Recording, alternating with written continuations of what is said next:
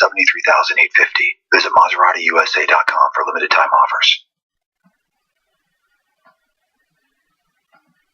Now, I love Tom Brokaw. Maybe you don't like him. I like him. I like a newsman who was loved by the establishment, the military, and so this happened. So the NBC did a special on him. It says, "Don't miss tomorrow, Tom Brokaw on NBC News, the first 50 years." So it's nice that in the middle of our country bombing 7 different Muslim countries, spending more than the next 13 countries combined on our military, it's nice that in the middle of all that, they're giving a special to a newsman who got the highest award possible from the military. And if you're a newsman, how do you get an award from the military? I bet it's because you showed all the bullshit we were doing in those wars, right? Is it because you showed how the Pentagon wastes money? Was it because you show all the war crimes we commit when we illegally invade other countries? How do you get an award from the military exactly? Oh, you run around doing TV specials about how great the military is. That's why. That's a good newsman. You know, when he's well loved by the military, you know that's a great newsman. That's all I'm saying. I'm saying it. So let's listen to it. Is there something on here? No, they just show. There's no audio. It's just that. It looks really cool, right? It looks really cool, doesn't it? Yeah, I'm gonna TiVo it. So just who is Tom Brokaw? Tom Brokaw spent a lot of years. I mean, he knows a lot about America because he spent a lot of time flying over it in his jet. Let's be honest, right? So here he is talking about. This is a couple years ago. Here he is talking about Social Security and Medicare. And you ready? Here's his big idea. First of all, there's no problem with Social Security. Social Security has a $2-point-something trillion surplus. But they always want to cut Social Security. Why? Because they want to take that money and give it to their freaking criminal friends. That's why. They don't want to tax the billionaires. They want to take your Social Security. That's why they always want to cut Social Security. Social Security's solvent for decades. So here's what he had to say about it. Ready? Here's America's number one newsman. A lot of people my generation are saying it's crazy that we have retirement at the age that we do. We could move that up, for example. Who's saying that? Who is saying that? A lot of people my generation are saying it's crazy that we have retirement at the age that we do. We could move that up, for example. A lot of people of his generation. You mean like bricklayers and truck drivers and construction workers? Or do you mean the ascot-wearing millionaires that you hang out with in TV green rooms? When you say a lot of people of your generation. Or do you mean people that are already retired? People that are retired that are like, everyone else can work longer. Yeah, they should work longer. Hey, how are we going to get out of this big hole unless we push a bunch of old people in it? That's our number one journalist. That's who he is. His big idea is austerity. To take the money for wars out of the pensions of old people. That's his big idea. Make them work longer. Make people work. Yeah.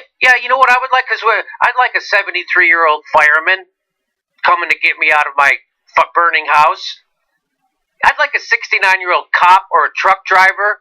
Or a bricklayer. I love 80-year-old waitresses. Oh, there's nothing that makes my meal go down better than when I see a 71-year-old waitress with a goiter. Is there anything else? I mean, it's great, right, Tom? We should have 70-year-old waitresses, maybe. Or 70-year-old dishwashers. Or 70-year-old cab drivers. Maybe what else, Tom? Give people... Not only did he say we should move it up, he said it's... A lot of people my generation are saying it's crazy. It's crazy. It's crazy that people retire at 65 years old. That's our number. That's who Tom Brokaw is, just so you know. So he's an out-of-touch knucklehead who doesn't know his asshole from a hole in the ground. That's who Tom Brokaw is. Just so you know. Okay, he's got awards as long as my arm. He could from here. He's got awards from here to the end of the Iraq War, which isn't over. And in case that wasn't enough, here's Tom Brokaw after Nancy Reagan died. Here's him telling you a heartwarming story of how to get media access without actually doing any journalism. In 1966, when I just arrived at NBC, I was 26 years old, and I drew a lucky straw. I started covering Ronald Reagan's campaign for governor. And Nancy was kind of low visibility in those days, and they were all concerned about could a Hollywood man become the governor. And then, of course, I covered the first term, the second term, and then the campaign for president. And I got to know them well, but I was always a reporter and always a journalist, and they understood that. When he first took office, I said, oh, they understood I was going to be the reporter. I'm going to tell the uncomfortable facts. They understood that. So now he's about to tell you a story, which reveals they didn't understand that. When he first took office, I said something that was a little bit intemperate. I said, this whole business about him being a poor boy, right after he got out of college, he had a really good job in Iowa, and he was a high-paid actor in Hollywood. Nancy really didn't like me saying that, so I got a call immediately. But they always understood he was a reporter, but if he told the truth about what happened to him, oh, you telling that truth? This is amazing. That's kind of amazing, right? And if you listen to the words he used, he said, I was a little bit intemperate when I intemperate. When he reported, look up what intemperate means. When he reported that Ronald Reagan, what? Are you talking to the microphone? What? I thought that meant he was drunk. Oh, okay. Intemperate means having or showing a lack of self-control, immoderate. So he was referring to his reporting as out of control, no self-control, because I reported that Ronald Reagan's BS story about him being a poor boy was a BS story. He referred to his own reporting as intemperate. Ready? Here we go. From Jim Baker and the others and saying, stay away from the White House for a while. And they told him to stay away from the White House for a while. The guy who covered them for 2 terms told him to stay away from the White House for a while. Because he reported that I guess this story keeps going. So, I'm not going to back off. And they said, no, we understand, but just stay away. The president doesn't care about it. But Nancy is really out of terror about you. About 2 months later, I got this call, and they said, you're going to be invited to a state dinner. You have to figure out what you're going to say to Nancy in the receiving line. I said, okay. So I go down for the state dinner. Meredith is with me. We're in the receiving line, and Meredith keeps saying, have you figured out what you're going to say yet? And I get... By the way, he was told to stay away from the White House, and he did. Just so you know, he just said that in his story. They said, you better not come around for a few months. Okay, so he didn't, and then he gets invited to a state dinner. And the big problem is, not that I haven't been able to report for the last few months because I haven't been coming around the White House, but the problem is, what am I going to say to Nancy? What? What am I going to say to Nancy? You know, the people who always understood he was the reporter? This is amazing. All right, here we go. No, I haven't figured it out yet. And I get right up to her, and I said, Nancy, back to square one, just like that. This is the photograph of that moment. Wow. And it arrived the next day, this photograph, with the inscription, Dear Tom, back to square one. Love Nancy. That was so typical of her. That story sucked. Tom Brokaw tells a heartwarming story about how he was punished for accidentally committing an act of journalism. That's what that story tells you, right, Ron? That's it. He's like, I didn't do my job because, like, we're all in a club. Yeah. That's basically the theme of his story. It's more important to get along than to actually do journalism. It's more important to stay friendly with the people in power. Yeah. That's what his story is about. His story. Tom Brokaw was the pioneer of access journalism. If you ever wonder how Luke Russert happened, that's his real father. You know, this is kind of a side note, though, but when you're remembering somebody, aren't you supposed to tell a story about that person? That was a story about him, and Nancy was like a side note. Well, he was trying to talk about what a nice lady she was. She put it away. Well, he says she didn't harp on it. She put it away in a hurry. She didn't want to have a long No, thing with me. And it was kind of the beginning of a different level of a relationship.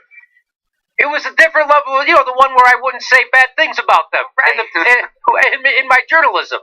It was that kind of relationship where she let me know that if I said anything she didn't like, I was in trouble. And I was like, okay, all right, back to square one. One slap on the wrist was all I needed, because, man, that was a good dinner. This is the story of Tom Brokaw taking journalism back to square one. That's what that is. That's what it's amazing. And his memento is like, it's evidence that he's easily compromised. That's what that photo is. Here you go. Here's a photo. This photo right here with me and Nancy, it shows when I don't report any longer. He tells a story about Nancy Reagan intimidating journalists, and the journalist who's intimidated in the story is him. He's the guy who's intimidated, and he doesn't understand that this is a horrible story to tell. This is a story about telling you how to get access journalism, not actually doing it. Because if you slip up and do some journalism, they're going to keep you out of the White House. And then it's up to you to grovel back on your hands and knees and ask for their forgiveness. Oh, please, sir, I promise not to say anything negative about you on my NBC. He thinks that's a good story. So that's who Tom Brokaw is. I think he really liked Nancy Reagan strictly because she didn't have any L's in her name. And here's one more real journalist for you, Tom. He says, we're supposed to be the dog that keeps nipping at the heels of the powerful. We are supposed to be the people who engage in inelegant behavior, like sticking our nose under the tent to see what the grand poobahs are planning for us. It's an indignity. It's hard to do, and it becomes very difficult to do. It becomes very difficult to do that if you're sucking up to the people you're covering. Now that's a real journalist, and guess what NBC News did to him?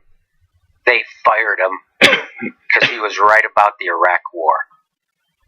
Tom Brokaw, the Army gave him an award, and NBC's given him a special. Hey, Tom, maybe you never heard of this, but journalism is printing what someone else does not want printed. Everything else, public relations.